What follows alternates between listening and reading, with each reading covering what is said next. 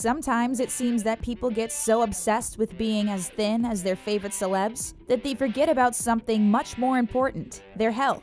Having the best body in the world doesn't matter if it isn't functioning well. Here's why being thin isn't the same as being healthy. Before we get started, get a healthy dose of the taco by hitting the subscribe button. Now, let's get started.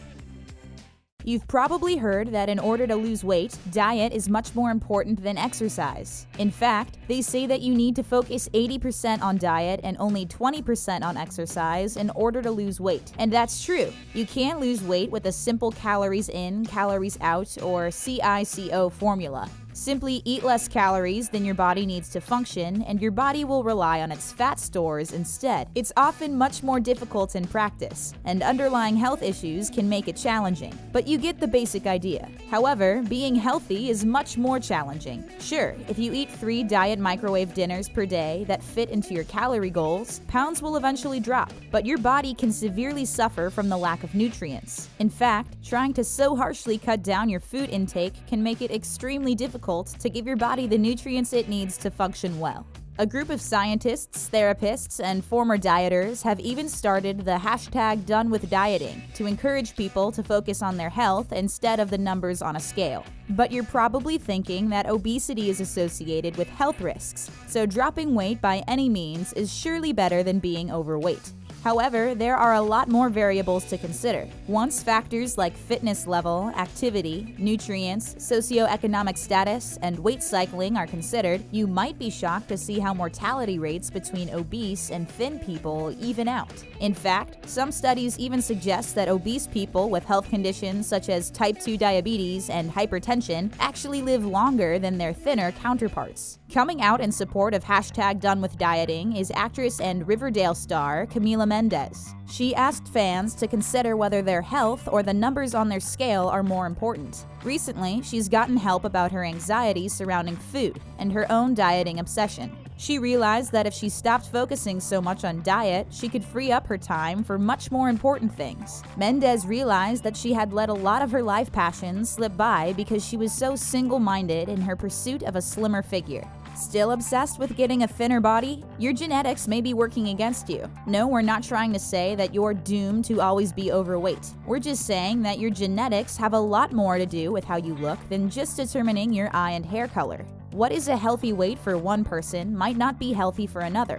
Whether we like to admit it or not, genetics play a huge factor in what our bodies look like, how we carry our weight, and how much we should be carrying. But wait, you've seen shows like The Biggest Loser, which show obese people losing massive amounts of weight, which brings us to the very serious subject of weight cycling.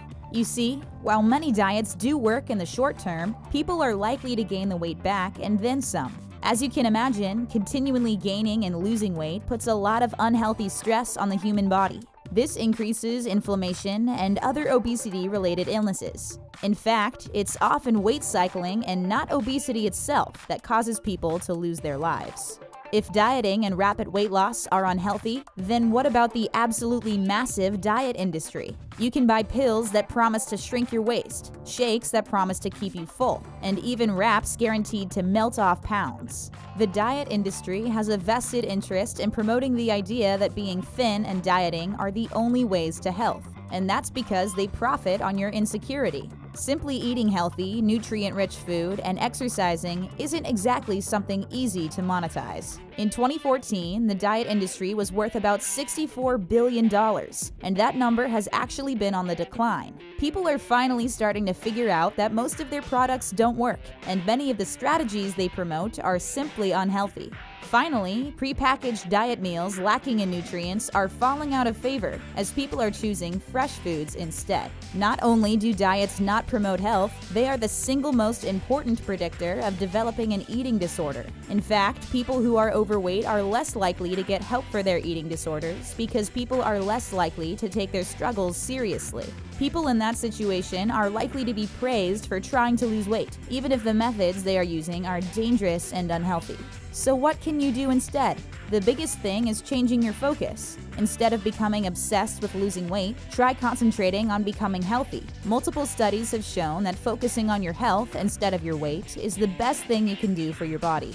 It improves you physiologically in terms of your blood pressure, makes it more likely for you to engage in physical activity, and can even improve your mood, self-esteem, and body image.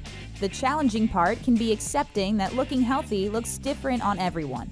By now, we know that shaming people into losing weight simply doesn't work. If it did, everyone would be rail thin.